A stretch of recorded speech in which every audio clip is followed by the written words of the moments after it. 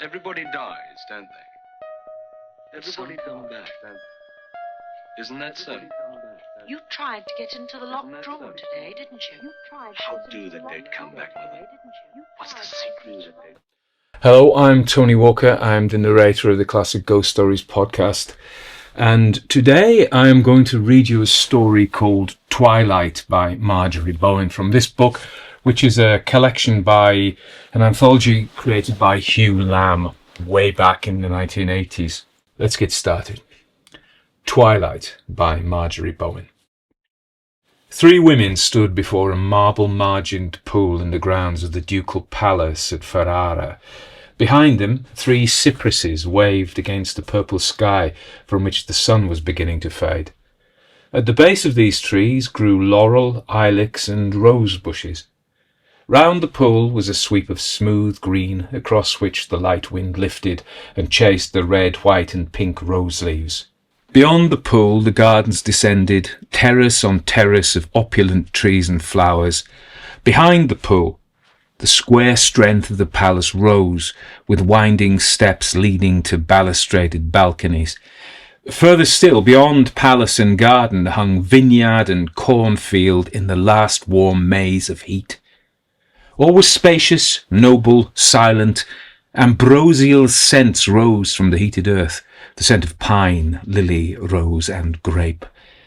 The centre woman of the 3 who stood by the pool was the Spanish Duchess Lucrezia, daughter of the Borgia Pope. The other 2 held her up under the arms, for her limbs were weak beneath her. The pool was spread with the thick-veined leaves of water lilies, and upright plants with succulent stalks broke the surface of the water.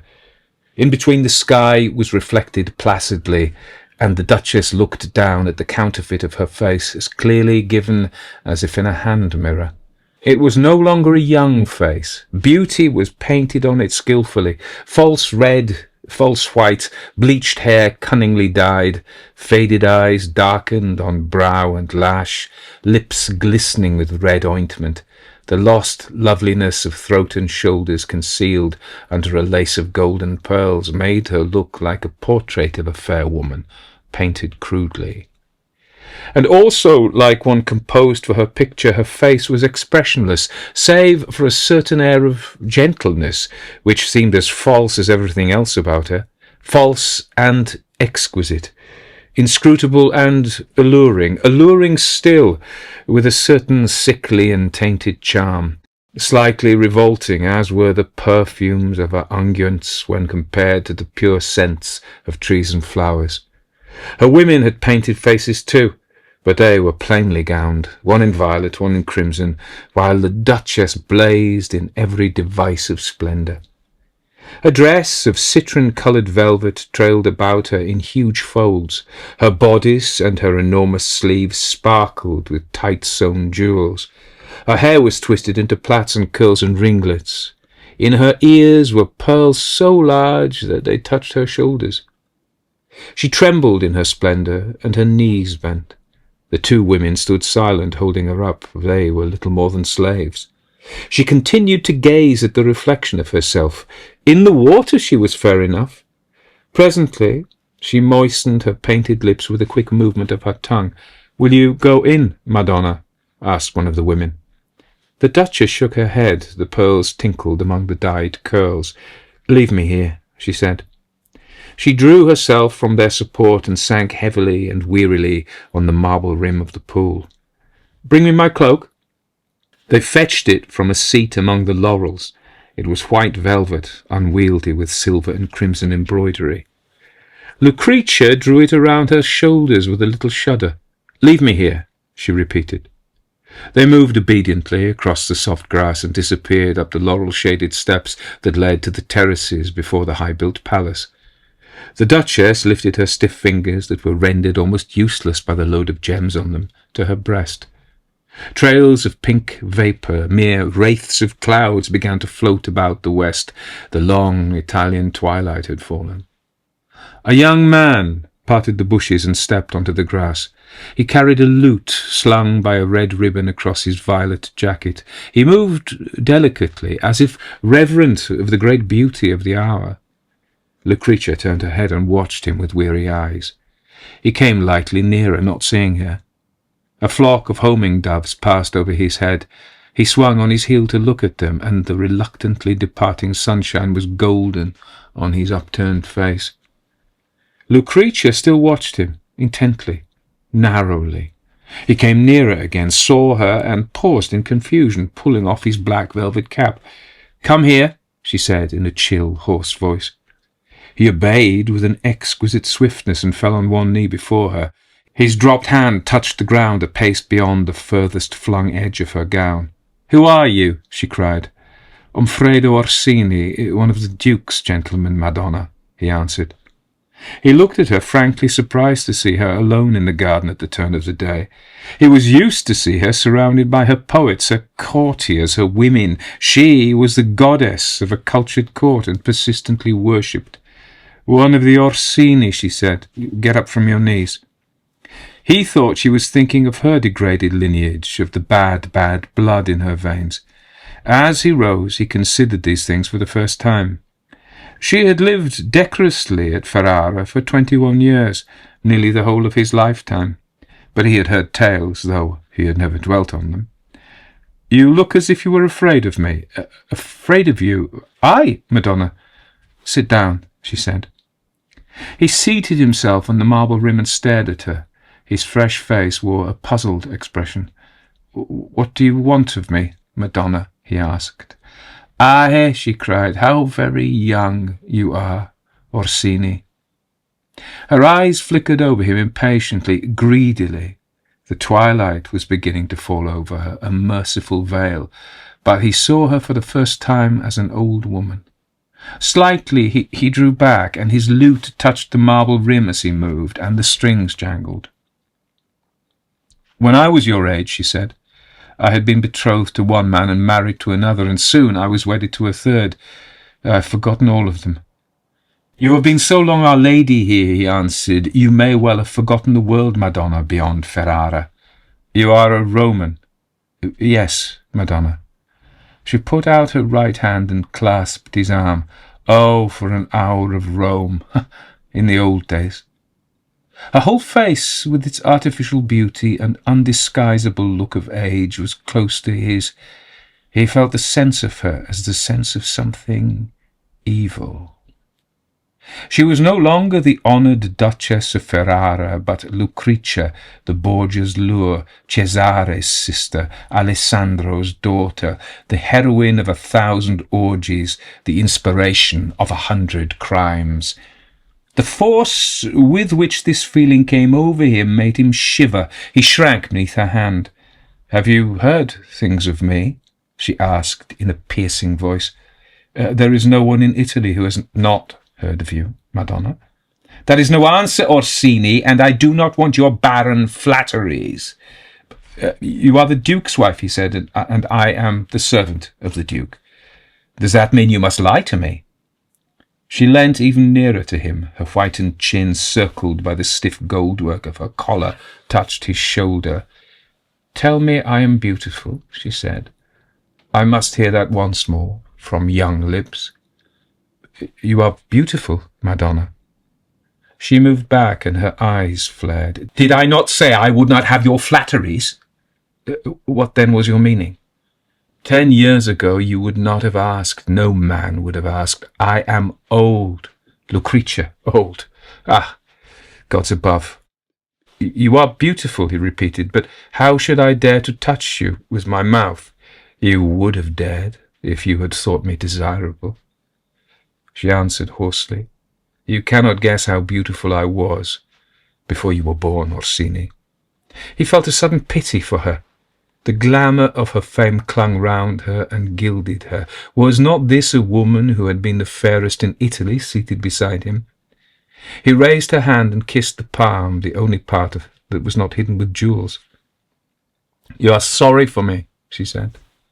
Orsini started at her quick reading of his thoughts. "I am the last of my family," she added, "and sick. Did you know that I was sick, Orsini?" "Nay, Madonna. For weeks I have been sick and wearying for Rome." "Rome," he ventured, "is different now, Madonna." "Aye," she wailed. and I am different also. Her hand lay on his knee. He looked at it and wondered if the things he had heard of her were true. She had been the beloved child of her father, the old Pope, rotten with bitter wickedness. She had been the friend of her brother, the dreadful Cesare, her other brother, Francesco, and her second husband. Was it not supposed that she knew how both had died? But for 21 years she had lived in Ferrara, patroness of poet and painter, companion of such as the courteous, gentle Venetian Pietro Bembo. And Alfonso d'Este, her husband, had found no fault with her, as far as the world could see. There had been no fault to find. Ormfredo Orsini stared at the hands sparkling on his knee and wondered. "Suppose that I was to make you my father confessor," she said. The white mantle had fallen apart, and the bosom of her gown glittered, even in the twilight. "What sins have you to confess, Madonna?" he questioned. She peered at him sideways. "A pope's daughter should not be afraid of the judgment of God," she answered, "and I am not. I shall relate my sins at the bar of heaven and say, I have repented.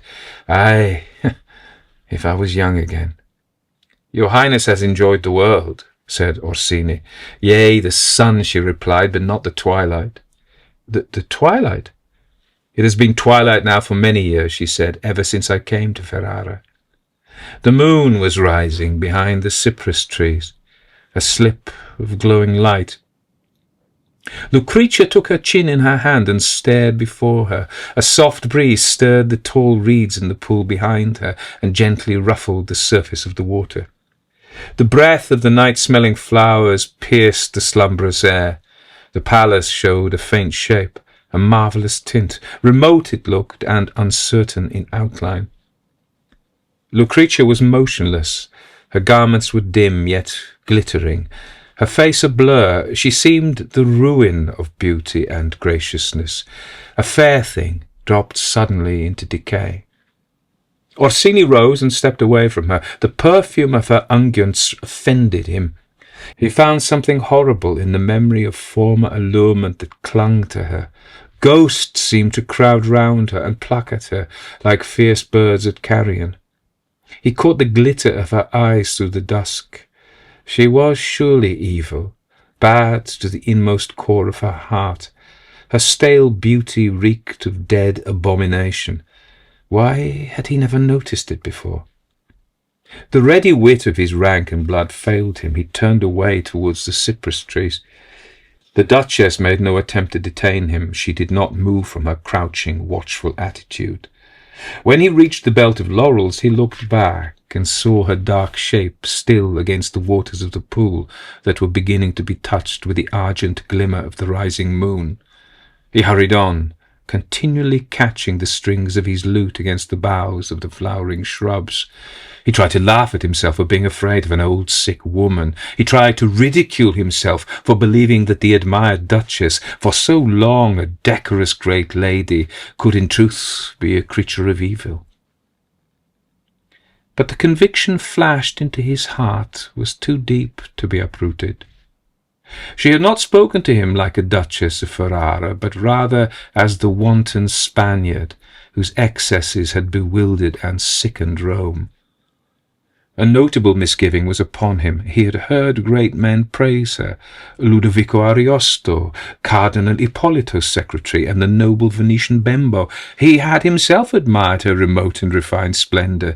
Yet, because of these few moments of close talk with her, because of a near gaze into her face, he felt that she was something horrible, the poisoned offshoot of a bad race. He thought that there was death on her glistening, painted lips, that if he had kissed them he would have died, as so many of her lovers were reputed to have died. He parted the cool leaves and blossoms and came on to the borders of a lake that lay placid under the darkling sky.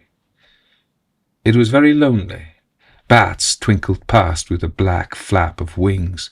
The moon had burnt the heavens clear of stars. Her pure light began to fill the dusk. Orsini moved swiftly with no comfort in his heart. The stillness was intense. He could hear his own footfall, the soft leather on the soft grass. He looked up and down the silence of the lake. Then, suddenly, he glanced over his shoulder. Lucrezia Borgia was standing close behind him. When he turned, her face looked straight into his. He moaned with horror and stood rigid. Awful it seemed to him that she should track him so stealthily and be so near to him in this silence, and he never knew of her presence. Madonna, he said. Orsini, she answered in a thin voice, and at the sound of it he stepped away till his foot was almost in the lake. His unwarrantable horror of her increased as he found that the glowing twilight had confused him, for whereas at first he had thought she was the same as when he had left her seated by the pool, royal in dress and bearing, he saw now that she was leaning on a stick, that her figure had fallen together, that her face was yellow as a church candle, and that her head was bound with plasters, from under the edge of which her eyes twinkled, small and lurid. She wore a loose gown of scarlet brocade that hung open on her arms that showed lean and dry. The round bones at her wrist gleamed white under the tight skin, and she wore no rings. "Madonna, you are ill," muttered Umfredo Orsini. He wondered how long he had been wandering in the garden. "Very ill," she said. "But talk to me of Rome. You are the only Roman at the court, Orsini." "Madonna, I know nothing of Rome," he answered, "save our palace there and sundry streets." She raised one hand from the stick and clutched his arm. "Will you hear me confess?" she asked. "All my beautiful sins that I cannot tell the priest. All we did in those days of youth before this dimness at Ferrara." "Confess to God," he answered, trembling violently. Lucrezia drew nearer. "All the secrets Cesare taught me," she whispered. "Shall I make you heir to them?" "Christ save me," he said, "from the Duke of Valentinois' secrets." "Who taught you to fear my family?" she questioned with a cunning accent. "Will you hear how the Pope feasted with his Hebes and Ganymedes? Will you hear how we lived in the Vatican?" Orsini tried to shake her arm off. Anger rose to equal his fear. "Weed without root or flower, fruitless uselessness," he said hoarsely. "Let me free of your spells." She loosed his arm and seemed to recede from him without movement. The plasters round her head showed ghastly white, and he saw all the wrinkles round her drooped lips and the bleached ugliness of her bare throat. "Will you not hear of Rome?" she insisted in a wailing whisper. He fled from her, crashing through the bushes. Swiftly and desperately he ran across the lawns and groves, up the winding steps to the terraces before the palace, beating the twilight with his outstretched hands as if it was an obstacle in his way. Stumbling and breathless, he gained the painted corridors that were lit with a hasty blaze of wax light. Women were running to and fro, and he saw a priest carrying the Holy Eucharist cross a distant door. One of these women stopped. "The Duchess," she began, panting. She laid her finger on her lip. "They carried her in from the garden an hour ago. They bled and plastered her, but she died before she could swallow the wafer." "Hush, she was not thinking of holy things, Orsini. 10 minutes ago."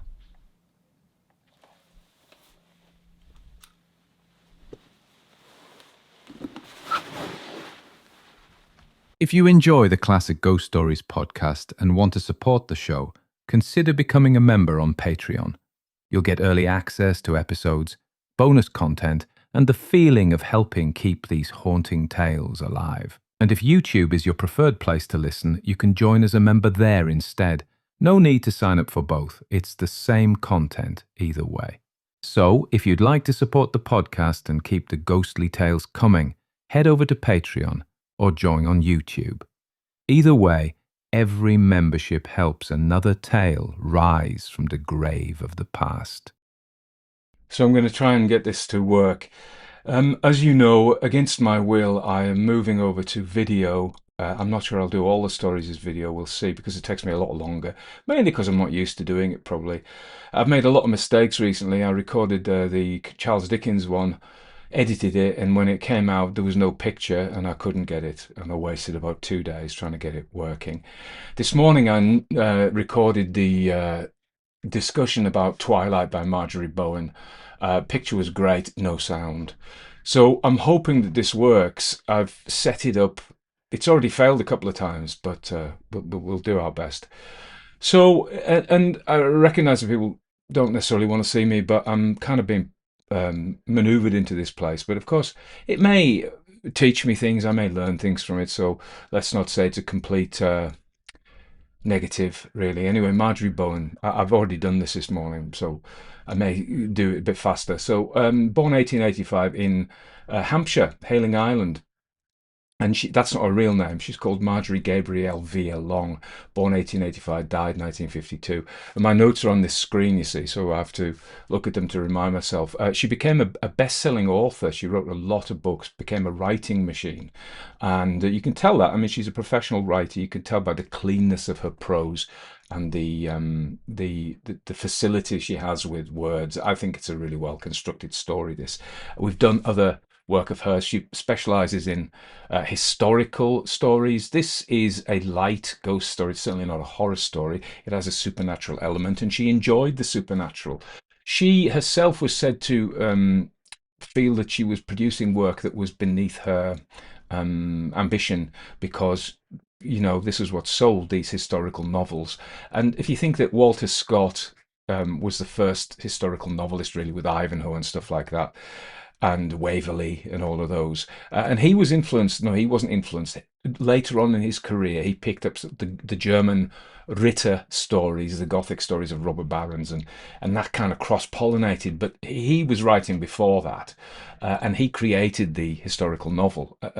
What I want to say about historical novels is male historical novels, and I'm thinking of somebody like Bernard Cornwell now as well, modern ones, they tend to focus on wars and empires and stuff, and women's historical novels, of which there are many, and my mother was a big fan of them. Sheila reads lots of them. They focus on kind of relationships, and so it seems to me that the women's historical novels are very much about the Renaissance, the Elizabethan and Tudor periods. They love all Henry and his wives, and this Italian setting of poisoners and seductresses and things like this is very, very much of that genre.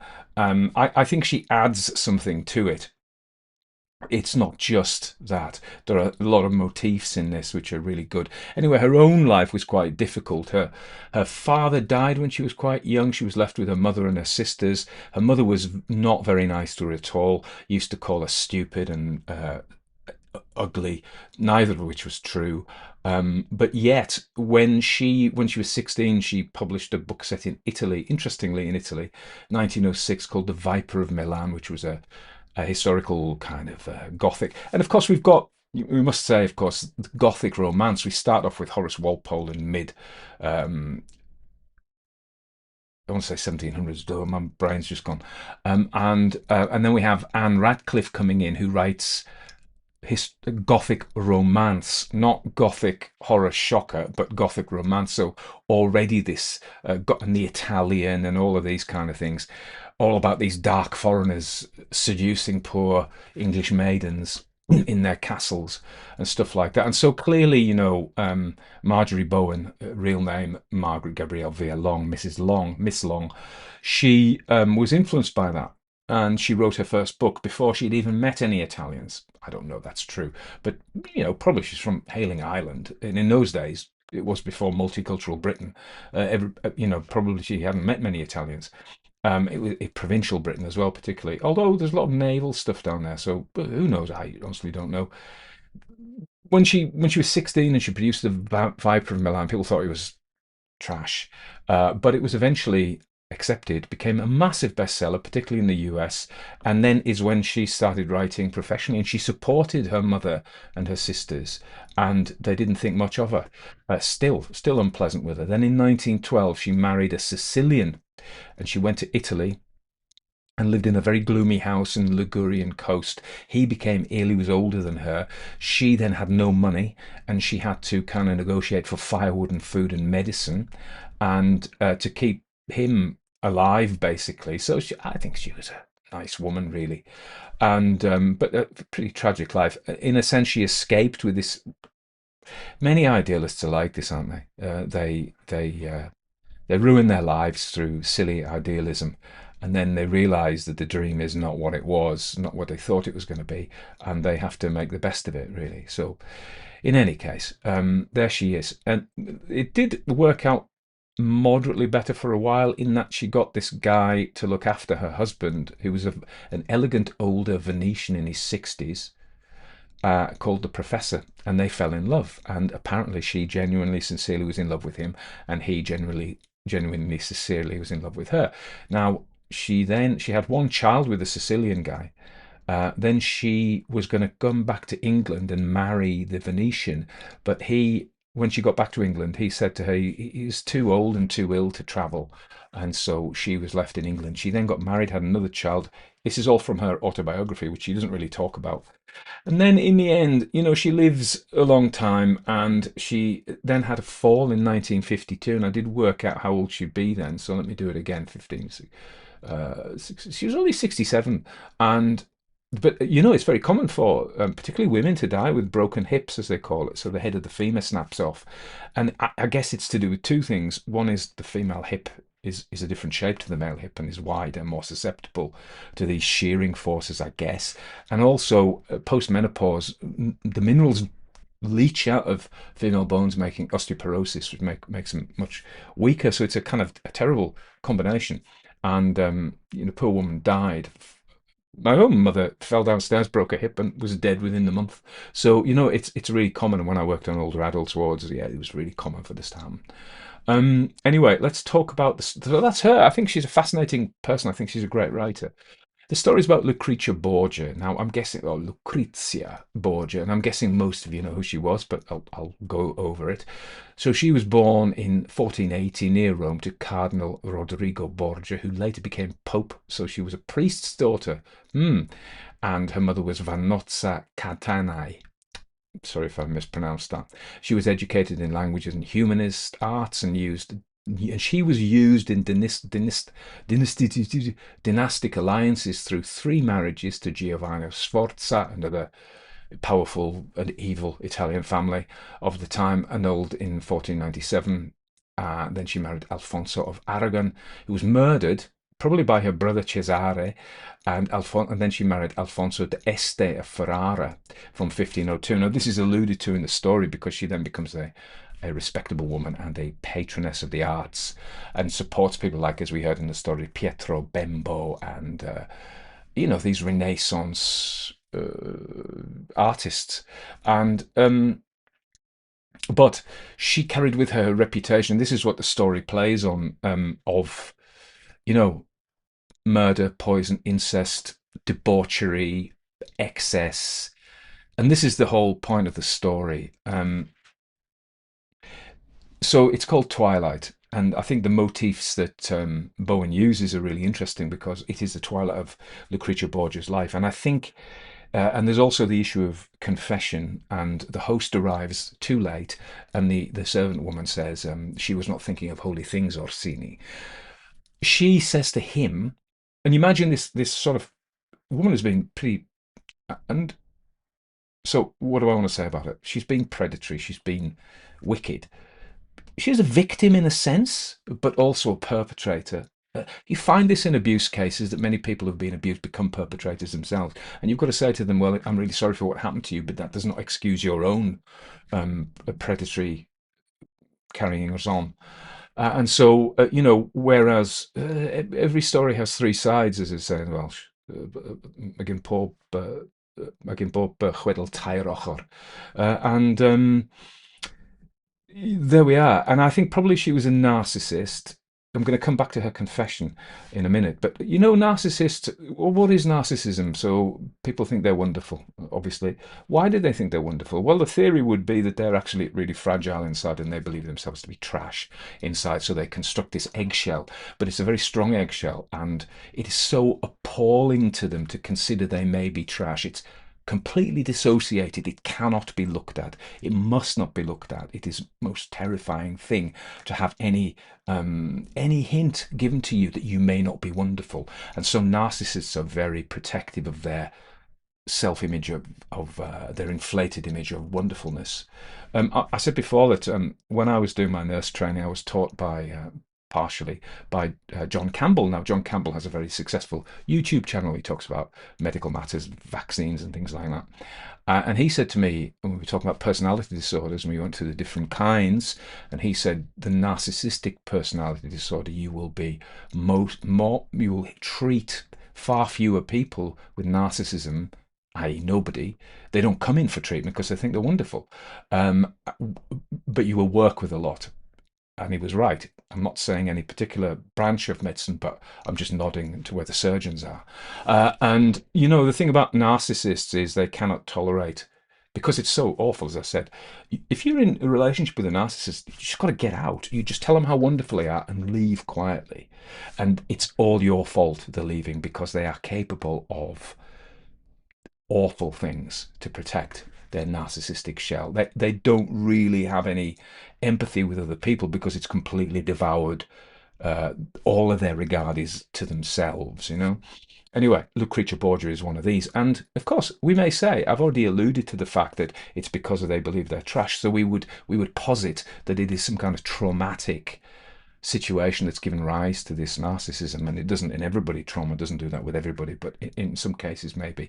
So, her upbringing, this awfulness of what she was involved in, may constitute trauma. So we can see her as a victim, but certainly she was a perpetrator. And I believe with this young man, she is predatory. Tell me I'm beautiful. So that's a narcissism talking, isn't it? But it's a false confession. So I will make me your father confessor. Be my father confessor. She does not want to confess, i.e. repent, because there are two kinds of confession. One is the Christian kind, which is a repentance. I sincerely repent of all my sins. That's not what she's about. The second kind is a cathartic sort of Freudian. Freud's idea was that this dissociated stuff caused a lot of mental health problems, and if it was only let out, like a release of pressure, catharsis, you would be cured. I mean, when you look at his cases that he claimed, I've got a lot of time for Freud, but when you look at the things he claimed, like the Wolfman, the Ratman, Anna O, and all these things, and he claimed they were cured by this method. And when we get beyond his case studies, and people have done independent research, we found they weren't cured at all. They remained mentally ill for the rest of their lives. So the catharsis doesn't work. Does repentance work? That's not for me to say. Lucrezia Borgia is not interested in either of these kind of confession. Her confession is an assault. Now, I remember talking about psychiatrists. I worked with a guy I had a lot of time for. He's still working. I won't name him. Very good psychiatrist. And he used to say that in many cases, people will come to us and they will attempt to assault us with the utter awfulness of the things they've been through. And I've walked through some very dark places with people. Any kind of abuse that you can imagine. I've had patients who've been through it, and not all of them do this. By a long chalk, it's a tiny minority. But I remember when people would disclose some of these things in detail to me, there was a certain look in one or two of their eyes. They were enjoying my discomfort. And he said, it's assaultative, some of these confessions. They are assaulting us with the vileness inside them. They in the same way they were predatory when they were doing it, they want to assault us. I remember a guy who hung himself in public. He was found on a sign on the main street of the town, one of the towns near where I worked, and he was found by a woman taking her child to school in the morning. He hung himself in public. Now that is an aggressive act. I'm sorry, that's an aggressive act. He was so angry, and not always, but in some cases there is a lot of aggression in these things. And we used to get people in who would cut themselves up, and they would come into A&E, and they would refuse sutures, and they would demonstrate, and they would have these wounds, gaping or old scars, covered in scars, and in some cases it is an assault upon you. It's like saying to the world, because they've been through some things, they want to punch the world in the face. And so this is what I think Lucrezia Borgia is doing here. The some of the motifs, let's think of the Twilight. That's obvious. It's the twilight of her life. That tell me I'm beautiful is her narcissism. She is inauthentic. This is a woman who's never been authentic. She's covered in jewels. She's covered in paint. Where is the real woman? Has she ever been seen? She's protected by her shell of narcissism. That's what I was saying. The only place that she hasn't got jewels is the palm of her hand, where he kisses her on the palm of her hand. And so there's, this is a woman who's, you could say she's not comfortable in her own skin. She doesn't know what it is to be an authentic person. So there's the symbolism of her being covered by paint and jewels to make her, so her beauty is a constructed beauty. The truth is, she probably had a natural beauty as well, which has been sold in some kind of satanic bargain. And so that's the Twilight. That's the symbol of the jewels and the paint. The mirror water is really interesting. The mirror of the pool, the shining marble, to see oneself but imperfectly. And Marjorie says that, Twilight is falling, the reflection. They're all ways of making her look better by not having direct light. And I think that's where the symbolism of the moon measures time, of course. That's one thing it does. And the second thing it does is it is an imperfect, unstable light, so it changes. Whereas the sun, if you like, is, you see what you get. It's plain. It makes everything plain. The moon disguises and changes and is mutable. And I think so. The moon, in a sense, stands for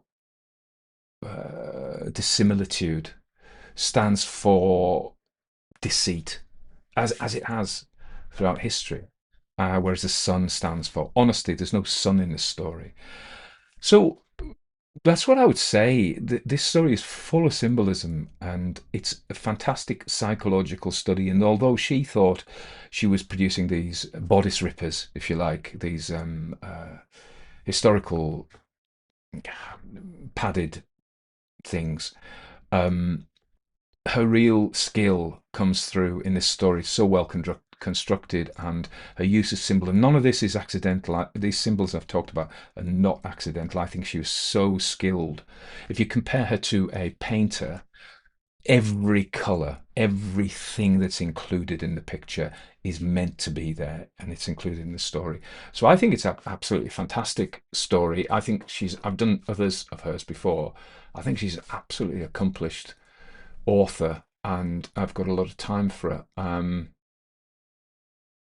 In terms of the characters, there are only two main characters. There's Lucrezia herself, and I've explained about her that she's a complex character. Do I feel sorry for her? Yes. Would I trust her? No. Would I want to go for tea with her? No. But that is to say, even despicable people are not 100% despicable. And the things that she experienced and was subjected to were dreadful abuses. I think Bowen's great for being able to do this. The young man himself is a bit insubstantial, isn't he? He's your troubadour with his lute. That thing about his lute strings being cut, I think that isn't accidental. The bushes catch them and they jangle his strings.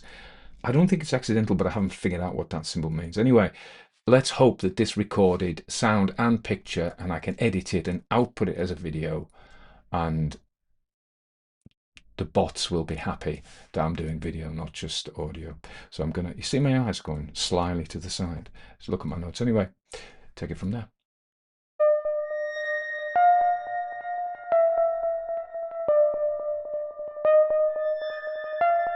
Everybody dies, don't they? Everybody come back, then.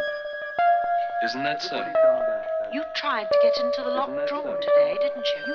How do that they'd come back, Mother? What's the secret?